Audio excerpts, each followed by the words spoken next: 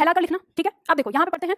पल्लवन बीज से वृक्ष, बिंदु से वृत्त, कली से फूल अथवा लौ से अलोक परिधि बना देने की सहज प्रक्रिया है। पल्लवन छोटे से वाक्य या वाक्य खंड में जो विचार बंद पड़े रहते हैं उन्हें खोल देना, फैला देना, प्रसृत करना या विस्तृत कर देना है। छोटा सूत्रात्मक वाक्य फैलाकर एक लघु निबंध का रूप धारण कर लेता है। अब यहाँ पे ये सारी चीज आपकी दी हुई है। अब इसमें देखो मैं आपको बताती हूँ कि किस तरह से आपको ये करना होता है। अब इसमें भी आपको ऐसे ही पढ़ना होगा जैसे आपने संक्षेपण के बारे में पढ़ा है कि पल्लवन की व्याख्या और क्या होती है। तो इसके कुछ नियम देखते हैं हम जो हमें सावधानी रखनी होती है पल्लवन करते समय। ठीक है, यहाँ पर दिया हुआ है पल्लवन से संबंधित कुछ नियम। पल्लवन के लिए दिए गए अवतरण, सुक्ति या लोकोक्ति या कहावत को ध्यानपूर्वक पढ़िए ताकि अवतरण सुक्ति में दिए गए मूल भाव को अच्छी तरह से समझा जा सके। यहाँ पे होता है जैसे मान लो आपको पैराग्राफ दिया सकता है छोटा सा, उसे फैला के लिखना है। कोई सुक्ति, सुक्ति मतलब कोई कथन होता है। ठीक है, कोई लोकोक्ति हो सकती है, कोई कहावत हो सकती है, वो दिया हो उसको आपको फैला के लिखना है। तो उसे होता है उसका जब आप मूल भाव समझ लोगे। अब इसमें पल्लवन में आपको चाहे तो अलंकृत शब्दों को प्रयोग कर सकते हैं। ठीक है, उसमें विशेषण डाल के और लिख सकते हैं, जितना चाहे उतना बढ़ा सकते हैं, उदाहरण दे सकते हैं, उदाहरण पेश कर सकते हैं उसके ही जैसे। दी गई सुक्ति में दिए गए मुख्य भाव तथा उसमें छिपे दूसरे भाव को समझाने की चेष्टा कीजिए। यानी हर पंक्ति के पीछे एक भावार्थ होता है। भावार्थ का मतलब है कोई भी पंक्ति दी हुई है वो पंक्ति हमें कोई ना कोई दूसरा चीज जरूर सिखा रही होती है, कोई दूसरी चीज हमें सिखाती है, तो बस हमें उस चीज को पहचान कर उसे भी इसके साथ जोड़ना है।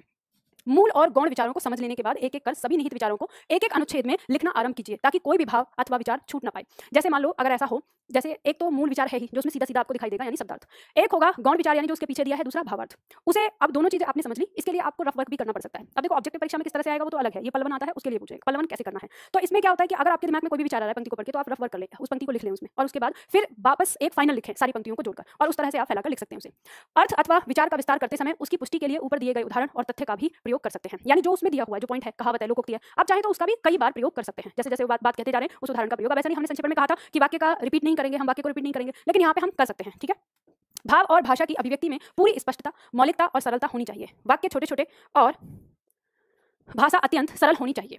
अलंकृत भाषा लिखने की चेष्टा न करें। अब इसमें कहा है कि अलंकृत भाषा लिखने की चेष्टा न करें। इसमें बहुत सारी बातें सावधानी में सारी चीजें बोलते हैं, लेकिन आपको करना पड़ेगा। जब वो चेक करेगा तो और कैसे बढ़ाओगे उसे। ठीक है, तो ये सिर्फ क्या है लिखने में। ऐसे ही आप जब पत्र के बारे में पढ़ेंगे तो पत्र में क्या लिखा होता है कि सीधी सरल भाषा का प्रयोग करना है, लेकिन जब आप पत्रों को पढ़ेंगे तो उसमें कहेंगे मैडम अगर ये सीधी सरल भाषा होती है तो जो हम बोलते हैं वो क्या है। तो उसमें कहने मात्र के लिए होता है कि सीधी सरल भाषा का प्रयोग करें, पर लेकिन शब्द ऐसे ऐसे प्रयोग करने पड़ते हैं कि आपकी खोपड़ी घूम जाएगी कि कहना क्या चाहता है, इसे सीधा सीधा भी तो कह सकता है। तो ये कुछ बातें ऐसी होती हैं कि जो कहने के मात्र के लिए होती है। आगे दिया है पल्लवन के लेखन में अप्रासंगिक बातों का अनावश्यक विस्तार या उल्लेख बिल्कुल नहीं होना चाहिए। मतलब जो बातें आधुनिक समय में नहीं चल रही है उन बातों के बारे में बात नहीं करनी चाहिए, या कि चीजों को, क्योंकि हम पल्लवन करते समय आधुनिक चीजों से जोड़ देते हैं उसे। ठीक है, पल्लवन में मूल लेखक के मनोभाव का ही विस्तार और विश्लेषण होना चाहिए। हाँ, इसमें एक बात और होती है कि जब आप पल्लवन कर रहे हो तो आपको जो लेखक ने जो पंक्ति लिख के दी है उन्हीं विचारों को फैलाना है, उसमें अपने विचार नहीं शामिल करने हैं कि अपने विचार शामिल कर दें। ठीक है, आगे दिया है पल्लवन लिखते समय ध्यान रहे कि व्याख्या अन्य पुरुष शैली में ही होनी चाहिए। व्याख्या आपको अपने शब्दों में करनी है, अन्य पुरुष शैली में। पल्लवन में समास शैली का प्रयोग वर्जित है। समास शैली का मतलब क्या होता है, किसी बात को छोटा सा करके लिख देना। इसमें आप अनेक शब्दों के लिए एक शब्द की जगह अनेक शब्दों का प्रयोग कर सकते हैं, इसी से तो आप फैलाएंगे। ठीक है, लेकिन समास में जब आप समास शैली का मतलब क्या होता है, जैसे संक्षेपण में प्रयोग करते हैं हम समास शैली का, बड़े बड़े वाक्यों को एक शब्द में प्रयोग करके लिख देना, वो होती है समास शैली। ठीक है, और इसमें हम क्या करते हैं, व्यास शैली का। व्यास शैली का मतलब फैला कर लिखना। ठीक है, इसके लिए व्यास शैली का प्रयोग किया जाता है। अब यहाँ पे दे दिया है समझाने के लिए, हालांकि मैंने आपको बता दिया शैली कितने प्रकार की होती है। साथ में दे दिया कि मान लो कभी आपके दिमाग में डाउट हो कि व्यास शैली या समास शैली क्या होती है, तो मैंने यहाँ लिख दिया है। अब हम कुछ उदाहरण देखते हैं पल्लवन का। जैसे देखो यहाँ पर दिया हुआ है, पॉइंट दिया है, हृदय नहीं वह पत्थर है जिसमें स्वदेश का प्यार नहीं। अब आपकी पंक्ति में जो प्रश्न आते हैं वो ऐसे आएंगे, पंक्ति दे दी जाएगी और पूछा जाएगा कि इसका पल्लवन आप बताइए, पल्लवन करिए। तो आपको कैसे करना है, जैसे मान लो हमने लिखा है तो जिस तरह से हमने किया संक्षेपण के एक तिहाई होता है तो पल्लवन को एक चौथाई के आसपास में मानते हैं। मान लो अगर एक वाक्य है तो हम उसका 4 वाक्य में कम से कम विस्तार लिखें। तो देखो हम इसको कैसे लिखेंगे, ये पंक्ति क्या कहना चाहती है कि हमारे हृदय में देश के प्रति भक्ति होनी आवश्यक है। तो इसी बात को हम लिखना चाह रहे हैं कि हर एक व्यक्ति अपने जन्मभूमि और अपने देश से उसी प्रकार स्नेह रखता है जिस प्रकार वह माता पिता के प्रति श्रद्धा और स्नेह रखता है। हर एक व्यक्ति के हृदय में अपने देश के प्रति अपनेपन की भावना रहती है, इसे ही देश प्रेम या देशभक्ति कहा जाता है। जो व्यक्ति अपने देश से प्रेम नहीं करता वह पत्थर दिल का होता है, क्योंकि उसमें अपनेपन की भावना की कमी रहती है। जो व्यक्ति अपनी मातृभूमि के लिए भाव नहीं रखता वह किसी को भी नहीं अपना सकता।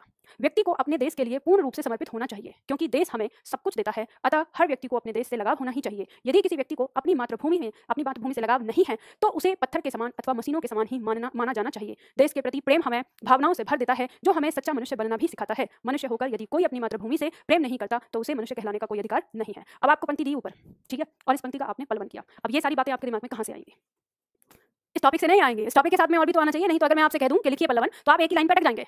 अब सवाल आपका ये भी रहेगा ना कि मैम मान लो अगर ऐसा आ गया हमारे सामने तो हम कैसे लिखेंगे। तो आप ऐसे लिखेंगे जब आपके पास कुछ सामान होगा, कुछ सामग्री होगी। जैसे मान लीजिए कि अगर आपको किसी को कोई चीज प्रदान करनी है, देनी है, तो तभी तो देंगे ना जब आपके पास कुछ होगा।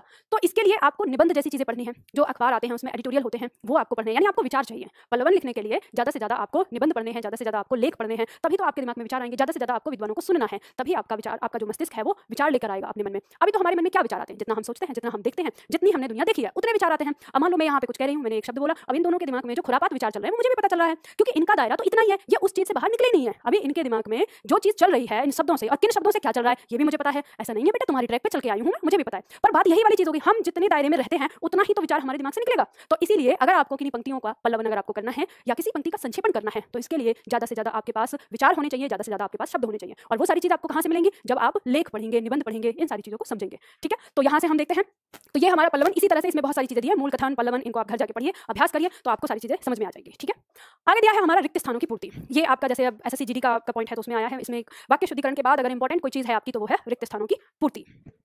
तो रिक्त स्थानों की पूर्ति के लिए हम बात करेंगे। यहाँ पर दिया हुआ है कि रिक्त स्थानों की पूर्ति के लिए सबसे महत्वपूर्ण तथ्य यह है कि विद्यार्थी को शब्दों का अच्छा ज्ञान होना चाहिए। बार बार हर चीज में एक ही बात बोलते हैं, शब्दों का ज्ञान होना चाहिए। और मेरे बच्चे शब्दावली पढ़ने में एकदम किलसते हैं, किलस बिल्कुल, कैसे ही करके भगवान ये ना पढ़नी पड़े, लेकिन हर चीज की एक ही दवा है, तो ये दवा तो कड़वी है तो ये तो खानी पड़ेगी ना। तो, तो ये आप लोगों को ध्यान रखना है। ठीक है, तो सबसे ज्यादा महत्वपूर्ण क्या है? शब्दों का ज्ञान होना। शब्दों की पहचान के लिए विद्यार्थी को अनेकार्थी, समानार्थी, विपरीतार्थी, समश्रुति भिन्नार्थक, मुहावरे एवं लोकोक्ति आदि का ज्ञान होना आवश्यक है। रिक्त स्थानों की पूर्ति हेतु विद्यार्थी को संज्ञा एवं उसके प्रयोग का ज्ञान होना चाहिए। मतलब रिक्त स्थान जो आपके दिए हैं उसके लिए संज्ञा का प्रयोग कब कहाँ कैसे होता है ये आपको पता होना चाहिए। संज्ञा के लिंग, वचन, कारक आदि का ज्ञान होना चाहिए। वाक्य में इनके प्रयोग का ज्ञान, यानी कोई अब ये तो हमने डाल लिया, ये जान लिया कि ये क्या क्या है, अब इसके बाद जो वाक्य है, वाक्य में इनको हमें कैसे प्रयोग करना है ये भी हमें पता होना चाहिए, मतलब वाक्य शुद्धिकरण। ठीक है, रिक्त स्थानों की पूर्ति हेतु विद्यार्थी को विशेषण एवं उसके प्रकार तथा उसके प्रयोग का भी भलीभांति ज्ञान होना चाहिए। रिक्त स्थानों की पूर्ति हेतु विद्यार्थी को क्रिया के भेद, उसके प्रयोग का ज्ञान होना चाहिए और क्रिया विशेषण यानी अभिकारी शब्दों का भलीभांति ज्ञान होना चाहिए। अब ये बार-बार एक ही बात कह रहा है, अभी तो इसे तो विस्तार में दिखाना है बच्चों को। इन सब का हम क्या संक्षेपण कर सकते हैं कि रिक्त स्थानों की पूर्ति के लिए हमें किसका ज्ञान होना चाहिए? व्याकरण का। ठीक है, हमारे पास एक शब्द है, हमें रिक्त स्थानों की पूर्ति के लिए किसका ज्ञान होना चाहिए? व्याकरण का ज्ञान होना चाहिए। अब इसके साथ ही, अब आपकी परीक्षाओं में जो पूछे गए हैं इसको तो हम यहाँ पर देखेंगे, लेकिन इसके साथ ही आप लोग शब्दावली लेके आए हो? नहीं लेके आए। शब्दावली में पेज नंबर, शब्दावली में पेज नंबर 142, पेज नंबर 142 पे शब्द दिए हुए हैं। एकार्थक प्रतीत होने वाले भिन्नार्थक शब्द, मतलब हमें ऐसा लगता है कि इनका एक ही अर्थ है लेकिन ये अलग अर्थ भी रखते हैं, मतलब अलग अलग सिचुएशन में प्रयोग होते हैं। तो ये जो दिए हैं इन शब्दों को एक बार बैठ के आराम से ठंडे दिमाग से पढ़ लेना। रिक्त स्थान के लिए जिनको एसएससी जीडी का एग्जाम देना है, जो परीक्षा देनी है, तो उन्हें, या फिर जिनकी परीक्षा में रिक्त स्थान आता है उसे समझने के लिए। जैसे यहाँ पे शब्द दिया है अबला और निर्बल। अबला शब्द का प्रयोग हम किसके लिए करेंगे और निर्बल शब्द का प्रयोग हम किसके लिए करेंगे? तो वो चीज है कि अबला शब्द हम सभी स्त्रियों के लिए प्रयोग कर देते हैं, जहां स्त्री देखेंगे हम कहेंगे अबला है। ठीक है, और निर्बल कमजोर स्त्री के लिए, जो बहुत ही कमजोर है तो उसके लिए कह देंगे कि ये निर्बल है, तो वो किसी एक स्त्री के लिए आ जाएगा। तो जब कभी आपको ऐसा वाक्य मिले या इस तरह का रिक्त स्थान आए जिसमें इन दोनों में से कोई शब्द चुनना हो तो आप इसकी समझ के आधार पर वो चुन सकते हैं। ठीक है, तो इस तरह से यहाँ पे दिया है। अब पेज नंबर 146, इसी में एक तो ये याद रखना है आपको, पढ़ना है। इसके बाद पेज नंबर 146 पे दिया है पॉइंट नंबर 11, समानार्थी शब्दों में सूक्ष्म अर्थ भेद। जैसे एक छात्र काफी दिनों से कमेंट कर रहा था कि मैम आदि और इत्यादि में क्या अंतर है। ठीक है, बार बार ये तो आप जब इनको पढ़ेंगे तो इसमें इसी तरह के अंतर दे रखे हैं कि आदि और इत्यादि में क्या अंतर है और ये सारी चीज, तो इसमें इस तरह के शब्द है। अब जैसे देखो आदि और इत्यादि में क्या अंतर होता है, तो सबसे पहले तो आप इन शब्दों में इनका प्रयोग कहाँ होगा? शब्द है आदि और शब्द है इत्यादि, इन दोनों में अंतर क्या है? ये शब्द जो आपका बना है इत्यादि, किससे बना है? इति प्लस आदि से। इस आदि का मतलब होता है, जैसे इसके सामने 2-3 शब्द लिखे होते हैं कि इस प्रकार के और भी शब्द हैं, ये होता है इसका मतलब। और इस इति का मतलब होता है समाप्ति। ठीक है, इति का मतलब क्या होता है? समाप्ति। आपने जैसे देखा हो ना, इति सिद्धम बोलते हैं ना, इति सिद्धम का मतलब अब ये अंत हो गया, लास्ट। तो इत्यादि हम उन शब्दों के लिए के बाद लगाते हैं कि बस 2-4 शब्द दिए और इसके बाद कोई और शब्द नहीं है, उसके बाद हम क्या लगा देते हैं? इत्यादि, मतलब ये यहीं पे समाप्त। तो आदि शब्द का आपने देखा होगा, हम हर जगह जहां पे भी लगाते हैं आदि शब्द लगाते हैं क्योंकि उसके जैसे और भी शब्द हैं। लेकिन जैसे मान लो हमने ऐसा कहा कि हमारे लघु वर्ण 4 होते हैं, कौन कौन से? अ, ई, उ और ऋ, ये हमने लिखा। ठीक है, तो हम इसके बाद इत्यादि लिख सकते हैं, मतलब इतने ही। ठीक है, तो आदि और इत्यादि में ये अंतर होता है। तो ऐसे अब देखो प्रश्न आप लोग इस तरह के पूछते रहते हैं अलग अलग, और ये सब चलते रहते हैं विषय से बिल्कुल अलग हटके, और ये सारी चीज, इन सारी चीजों के लिए आप किसी टीचर से ये सब प्रश्न करेंगे तो ये बच्चे से भी, बच्चे वाले वो लगता है कि इनको तो आप कहाँ से सीख सकते हैं? किताबों से सीख सकते हैं जो दिए हुए हैं। टीचर का काम क्या है? जो चीज आपको किताबों से नहीं समझ में आती है। तो यहाँ पे जो शब्द दिए हैं पेज नंबर 146 पर जितने दिए हैं, अब इनमें ऐसे ही वो कुछ शब्द हैं जिनका प्रयोग आप कब कहाँ किसके लिए करते हैं। तो रिक्त स्थान में के लिए ये भी प्रयोग में आते हैं कि जब ऐसे शब्द दिए हों तो आप कैसे प्रयोग करेंगे उनको। ठीक है, तो इन्हें पढ़ लेना रिक्त स्थान के लिए। जैसे बताओ एक उदाहरण दिया हुआ है यहाँ पे, मैंने डॉट डॉट डॉट में सोचा। अब देखो जब भी आप रिक्त स्थान भरने की कोशिश करें तो चारों ऑप्शन को मन ही मन उसमें रख के देख लें, जो सबसे सटीक लगे वही होगा। जैसे मैंने अंतरकरण में सोचा, मैंने मन में सोचा, मैंने चित्त में सोचा, मैंने आत्मा में सोचा। तो ना तो हम आत्मा में सोचते, ना चित्त में सोचते, ना अंतःकरण में, किस में सोचते हैं? मन में। मैंने मन में सोचा कि भला ऐसा क्यों होता है। अब यहाँ पे बता दिए इसमें कोई ऐसी चीज नहीं कि आप नहीं कर सकते। ठीक है, नंबर 2, इस वर्ष हिंदी साहित्य की डॉट डॉट डॉट कुछ अवरुद्ध रही, उन्नति अवरुद्ध रही, प्रगति अवरुद्ध रही, वृद्धि अवरुद्ध रही या विकास अवरुद्ध। तो देखो यहाँ पे हिंदी साहित्य की बात हो रही है, तो उन्नति, वृद्धि या विकास ये दिखता है। ठीक है, और प्रगति जो है वो दिखती नहीं है, और साहित्य हमें कोई ऐसा दिखता नहीं है, तो साहित्य के साथ हम प्रगति शब्द का प्रयोग करेंगे। इस वर्ष हिंदी साहित्य की प्रगति कुछ अवरुद्ध रही। तो इस तरह से शब्द हमारे, हाँ अरे दिखने का मतलब है जहां पे हम डेवलप करते हैं, उन्नति कहते हैं मनुष्य के लिए प्रयोग हो रही है कि मनुष्य की उन्नति हो रही है। ठीक है, उन सारी चीजों के लिए हिंदी साहित्य एक तरह से एक भाव है जो दिखता तो है लेकिन आप पूरा एक साथ नहीं देख सकते ना, उसको कहीं कहीं होता है, सामूहिक नहीं होता, अलग अलग होता है। तो ऐसे में आप प्रगति शब्द का प्रयोग करते हैं साहित्य के लिए। ठीक है, उसकी बढ़ोतरी के लिए। ऐसे ही दिया है गुरुजी ने मेरा डॉट डॉट डॉट स्वीकार करें, गुरुजी मेरा डॉट डॉट डॉट स्वीकार करें। क्या अभिनंदन स्वागत, अभिवादन या अभिमान। तो गुरुजी मेरा अभिनंदन स्वीकार करें, गुरुजी मेरा स्वागत स्वीकार करें, गुरुजी मेरा अभिवादन स्वीकार करें, गुरुजी मेरा अभिमान स्वीकार करें। तो आपको पता है अभिमान कट जाएगा और स्वागत भी नहीं होगा, कोई गुरुजी के पास कोई गया है तो अभिनंदन भी नहीं होगा, अभिवादन होगा। अभिवादन होता है प्रणाम करना, और गुरुजी से क्या करोगे आप? प्रणाम ही करोगे, ठीक है। तो यहाँ पे आता है, ऐसे होता है। और जब मैं करने लगा, अभिनंदन मतलब हम स्वागत करते हैं, स्वागत का दूसरा रूप है, हाँ, तो वही वेलकम करना। तो अब ये देखो, जब मैं आप लोगों को करवाती हूँ तो फिर छात्र कहते हैं हाँ ये तो बहुत आसान है, बहुत ईजी है, और फिर बाद में रोना गाना शुरू हो जाता है। तो जब मेरे साथ करते हैं तब तो सरल लगता है, अगर अकेले बैठ जाते हैं पहले तो ऐसा कुछ नहीं है, दोनों जगह एक ही चीज़ होती है। पहले आप करते ही नहीं हो, कभी आप कभी उसे करते ही नहीं हो, बस दूर से देखो, रिक्त स्थान, हाँ ये कैसे होगा, ये तो पढ़ाया ही नहीं है, पता नहीं क्या हो जाएगा। तो ऐसा कुछ नहीं है, बस आप पढ़ने बैठोगे, आपको पहले से आपका व्याकरण सही है तो आप आसानी से कर लोगे, ठीक है। तो परेशान नहीं होना है इन सब चीज़ों के लिए, अभ्यास करिएगा इन सब चीज़ों का जो दिया हुआ है यहाँ पर, और ये आपका रिक्त स्थान यहाँ समाप्त हो जाता है। और नीचे प्रश्न उत्तर दिए हुए हैं उनको करिए पूरा, ठीक है। इसके बाद आता है पहेली। एमपीएसआई में पहेली पूछा जाता है, ठीक है, आपकी परीक्षा में आता है ये प्रश्न। अब प्रश्न कैसे आते हैं पहले तो ये देख लेते हैं, उससे हमें पता रहेगा। इसमें प्रश्न आपके इस तरह से आते हैं, देखो प्रश्न यहाँ पर दिए हुए हैं। काले खेत में दही का छींटा, पहेली बतानी है। अदरक, भुट्टा, कपास या अंगारे। काले खेत में दही का छींटा क्या होगा? कपास, क्योंकि कपास के जो पौधे होते हैं वो काले काले सूख जाते हैं और जहां से कपास निकल रही होती है सफेद सफेद दिखती है, तो दही का छींटा। निम्न पहेलियों के लिए सही उत्तर का चयन करिए। टेढ़ी तिरछी बांसुरी कौन बजाए, ससुराल जाने वाली लड़की को कौन मनाए। सड़क, नदी, बांसुरी, सर्प। नदी, ठीक है, नदी के लिए आता है। ससुराल यानी वो सागर में जाने वाली, उसे कोई रोक नहीं सकता फिर, ठीक है। तो टेढ़ी तिरछी बांसुरी, अब बांसुरी के जैसी लंबी, ठीक है। जैसे देखो, निम्न पहेली के लिए सही उत्तर का चयन करो। दो मुंह छोटे एक मुंह बड़ा, आधा मानुस लीले खड़ा, बीचों बीच लगावे फांसी, अर्थ बताओ तो आवे हंसी। ऑप्शन है कुर्ता, घाघरा, धोती, पजामा। दो मुंह छोटे एक मुंह बड़ा, आधा मनुष्य लीगे मतलब निकले हुए खड़ा, बीचों बीच लगावे फांसी, नारा बनते हैं, अर्थ बनाओ तो हावे हंसी, पजामा हो गया, ठीक है। देखो निम्न पहली का अर्थ पूछिए। 5 कबूतर 5 रंग, महल में जाके एक रंग। हथेली, पान सुपारी, राजा का महल, यानी में से कोई नहीं। पान सुपारी, जो पान सुपारी में मतलब पान जो होता है पान के लिए है, पान में रखी जाती है ना 5 चीजें, और अंदर जब मुंह में गई तो सबकी सब लाल हो जाती है, एक ही रंग की, ठीक है। तो दिया है छोटा सा काला घर, घूमत रहेल इधर उधर। छोटा सा काला घर, घूमत रहेल इधर उधर। स्याही, पेन, छाता या झाड़ू। अरे आजकल रंग बिरंगी होने लगी है छाता, पुराने जमाने में एक ही कलर की बनती थी, काली, और वो घर ही तो है जिसके नीचे छिपके चल रहे हैं हम, इधर उधर ले जाते रहते हैं, ठीक है। तो वही छाता है, ठीक है। तो इस तरह के प्रश्न आपकी परीक्षा में, हाँ 2 जने, अच्छा ठीक है। तो अब ये देखो, इसमें आप लोगों के ये प्रश्न है। अब यहाँ पे कुछ पहेलियां जितनी हो सकती हैं वो पहेलियां यहाँ पे जुटाई गई हैं जो आपकी परीक्षा में आ सकती हैं। तो देखो जैसे दिया है, औंधा कुआं किलकारी मारे। अब यहाँ पे लिखकर मैंने आंसर दे दिया है, औंधा कुआं किलकारी मारे मतलब ओस, यानी अब ऊपर से आ रहा है, औंधा कुआं कैसे हो गया, ओस गिर रही है ना नीचे, ठीक है। नारी सेतु नर भई, और श्याम बरन भई सोए, गली गली कूकत फिरे, कोयलो कोयलो लोए। बताओ, नारी सेतु नर भई, गंभीर है। देखो नारी से नर कैसे हुई, लोग समझते हैं इसको कोयल नारी होती है जो कूकती फिरती है, लेकिन वो है क्या, नर। आपको पता है जो कोयल कूकती है वो क्या है, नर। ठीक है। तो जो कोयल है ऐसे तो क्या होती है, स्त्रीलिंग है कोयल, लेकिन जो कूकने वाला है वो क्या है, नर है। काले खेत में दही का छींटा, अभी पढ़ा ही आपने, कपास। और टेढ़ी तिरछी बांसुरी, ये आपने देखा ही। 2 मुंह छोटे एक मुंह बड़ा, देखा।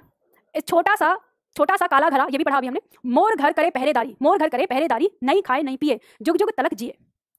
मेरे घर पहरेदारी करता है और ना ही खाता है ना पीता है, और जुगों जुगों तक जीता है। किवाड़, दरवाजा, इसके जैसे कोई पहरेदारी करता है नहीं, दिमाग लगाओ।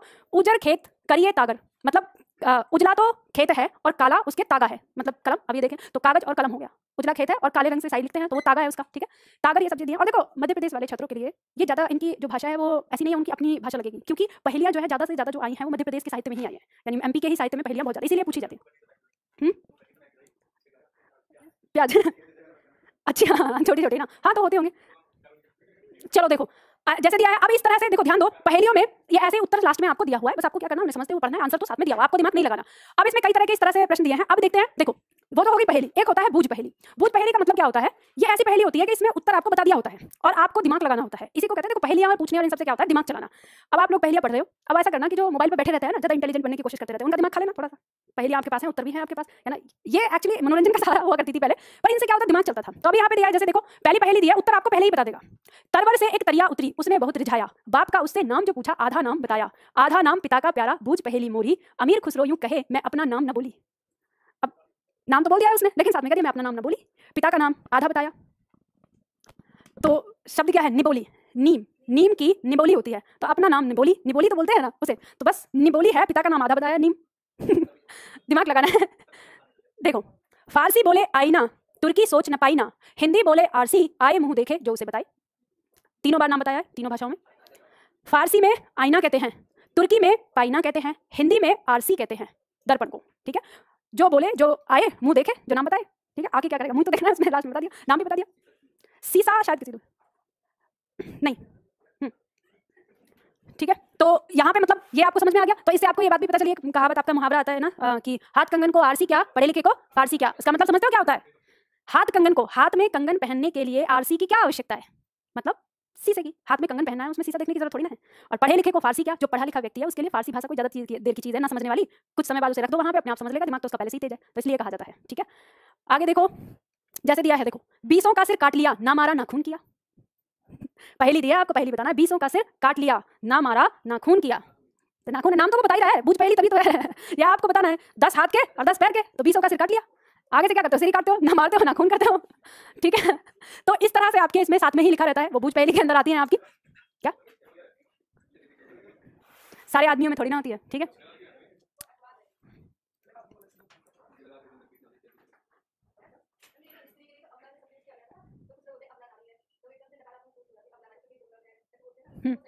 गलत होता है, बात करेंगे, पहले से खत्म कर दें ना।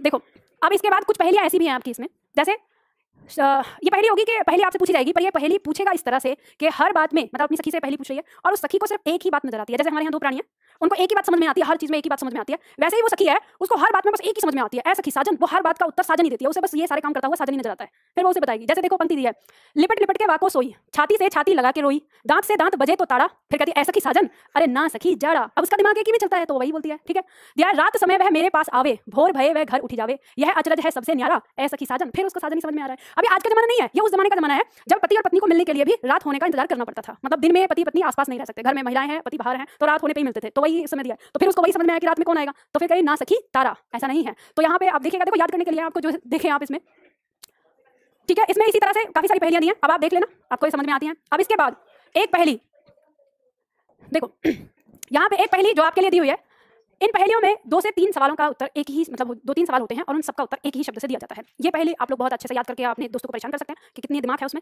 पूछा है कि गोश्त क्यों न खाया, डोम क्यों न गाया। अब इन दोनों ही प्रश्नों का जो उत्तर है वो एक शब्द में देना है कि गोश्त यानी मांस क्यों नहीं खाया और डोम क्यों नहीं गाया। डोम मतलब जो ढोल बजाने वाले होते हैं, जो गाना गाने वाले होते हैं, उनके लिए कहा गया, तो वो क्यों नहीं गाया। अब इनका उत्तर एक ही शब्द में देना है, गला न था। मांस के लिए गला नहीं, मतलब पका नहीं था, और डोम का गला खराब था तो उसका गला नहीं था, इसलिए नहीं गाया। समझ में आया, आगे समझ में। ठीक है, जूता पहना नहीं, समोसा खाया नहीं, एक शब्द में उत्तर देना है। जूता पहना नहीं, समोसा खाया नहीं, तला न था। जूते के नीचे उसका तला नहीं था और समोसा अभी तेल में तला नहीं था, ठीक है, तो इसलिए नहीं खाया। हाँ, आया ना समझ में। अनार क्यों न चखा, वजीर क्यों न रखा। अनार आपने क्यों नहीं चखा जब आपके सामने अनार आया, और वजीर क्यों नहीं रखा। एक उत्तर मिलेगा, दाना न था। आपकी जानकारी के लिए लिख दिया है मैंने। दाना के 2 अर्थ हो गए, अनार का दाना, और दाना मतलब बुद्धि, ठीक है, तो बुद्धिमान होना। तो वजीर इसलिए नहीं रखा क्योंकि वो बुद्धिमान नहीं था, और अनार इसलिए नहीं चखा क्योंकि इसमें दाना ही नहीं निकला, तो क्या चखते। तो यहाँ पे दोनों का एक उत्तर आ जाएगा। प्यासे को क्या चाहिए और मिलाप को क्या चाहिए, एक शब्द में उत्तर। प्यासे को क्या चाहिए और मिलाप को क्या चाहिए, एक शब्द उत्तर, चाह। इस चाह का एक अर्थ है कुआं, जैसे प्यास लग रही है तो कुएं की तलाश करेगा। ये जिस समय की लिखी हुई है उस समय आपको बिस्लरी की बोतल में पानी नहीं मिलता था, तभी वो खोजते थे कि किसी गांव के बाहर कहीं कोई कुआं या उस पे कुएं पे पानी खींचते हुए महिला मिल जाए। ठीक है, और दूसरा मिलाप, यानी जब आप किसी से मिलना चाहें या किसी के पास मिलना है, तो जब आपके अंदर चाह यानी प्यार नहीं होगा तो आप कैसे जाएंगे, चाहे वो आपका दोस्त हो, चाहे आपके माता पिता हो, भाई बंधु हो, कोई भी हो, जब तक प्यार नहीं है तो फिर आप कैसे जाएंगे मिलने के लिए, नहीं जाएंगे। तो मिलाप के लिए भी चाह। यहाँ पे दिया है, रोटी जली क्यों, घोड़ा अड़ा क्यों, पान सड़ा क्यों, और एक और प्रश्न मेरी तरफ से, याद किया भूला क्यों। लिख लो, 4 प्रश्नों का एक उत्तर। घोड़ा अड़ा क्यों, रोटी जली क्यों, पान सड़ा क्यों, याद किया भूला क्यों। आगे जाके किसी चीज में अड़ गया, ठीक है, फेरा न था, एक उत्तर। रोटी इसलिए जली क्योंकि उसको घुमाया नहीं गया। घोड़ा किस लिए अड़ गया, उसकी भी लगाम को नहीं मोड़ा गया, वो जहां उसको चलाने के लिए बोल दिया वहां जाके अड़ गया। पान सड़ा क्यों, एक ही जगह पड़ा हुआ था, उसको पलटा नहीं गया, उसको दूसरी तरफ पलटना था, लेकिन उसे पलटा नहीं गया, फेरा नहीं गया। और याद किया भूला क्यों, क्योंकि रिवीजन नहीं किया, यानी फेरा न था। ठीक है, पंडित प्यासा क्यों, गधा उदास क्यों। पंडित प्यासा क्यों और गधा उदास क्यों, एक शब्द, लोटा न था। पंडित लोग जो होते हैं अपने लोटे में ही पानी पियेंगे, तो प्यास है उन्हें, वो प्यासे हैं, लोटा है ही नहीं उनके पास। हाँ, ऑप्शन तो दिया होगा, अब पढ़ लो। गधा उदास क्यों, क्योंकि बहुत देर से लोटा नहीं था, लोटी नहीं लगाई थी उसने, इसलिए उदास है, काम करते करते थका दिया। लोटते हैं ना गधे, वो तो पंडित के लिए है। देखो लोटा न था, जैसे कहते हैं अरे लौट जाओ, लेटना। तो यहाँ पे अंतर समझो ना, ये वही देखो शब्द जो आ रहे हैं देहाती शब्द भी तो है ना, इन्हें ध्यान रखना। तो ये पहेलियां हैं आपकी, इन पहेलियों को जिनकी परीक्षा में आना है वो तो परीक्षा के लिए याद करें, और जिनकी परीक्षा में नहीं आना है तो पड़ोसियों को थोड़ा तंग कर ले, क्या दिक्कत है, आप अपना ज्ञान का प्रदर्शन कर लें। वैसे मुझे पहेलियां बहुत अच्छी लगती हैं कि पहेलियां जैसे दी जाती हैं कि क्या होगा इसका उत्तर। तो बचपन में उस समय देखो हमारे दादी दादा ये सब हमसे पूछते थे, हमारे दिमाग, हम कितना दिमाग चलाते हैं, क्या सोचते हैं, ये सारी समझ हमें दी जाती थी। ठीक है, तो अब इसके बाद अब जो राजस्थान की परीक्षा की तैयारी कर रहे थे छात्र, उनके लिए और सब्जेक्टिव जैसे आरओ एआरओ में आता है परिभाषित शब्द आते हैं, तो उनके लिए परिभाषित शब्द इसमें दिए हुए हैं। ये क्या है, अंग्रेजी के शब्द हैं जिन्हें हिंदी में क्या कहते हैं, ये लिस्ट है जो आपकी परीक्षा में आती है, यहाँ से पूछा जाता है, राजस्थान की परीक्षा में पूछा जाता है, शायद एमपी की परीक्षा में पूछा जाता है मेरे ख्याल से, है ना। तो वहाँ पे भी आता है, तो ये भी इनको आप याद कर लीजिए। और यहाँ पे हमारी 8वीं इकाई समाप्त हो गई है। तो जिन छात्रों ने इकाई 1 से शुरू की थी क्लास, ठीक है, तो उन छात्रों की यहाँ पे इकाई 8 तक जो है वो उनका कोर्स समाप्त हो गया है। और जिन छात्रों ने इकाई 4 से शुरू की थी, तो उनकी 2 इकाई, इकाई 1 और इकाई 2 यानी वर्णमाला से लेकर समास तक की उनकी क्लास नहीं हुई है। तो देखो आज आपकी ये क्लास है, जो आपकी क्लास होगी अब वर्णमाला वाली, वो अगले बुधवार को होगी, यानी 3-4 दिन की छुट्टी है आपकी, तो बुधवार से वो क्लास शुरू होगी जो आपकी वर्णमाला की। यानी यहाँ पर बैच नंबर 26 तो समाप्त हो चुका है, और बैच नंबर 28 जो है उसमें अभी वर्णमाला की क्लास रह गई है, तो वो क्लास आपकी इस बुधवार से शुरू होगी, वहां चलेंगी। ठीक है, तो आज की क्लास हम यहाँ पे समाप्त करते हैं। धन्यवाद।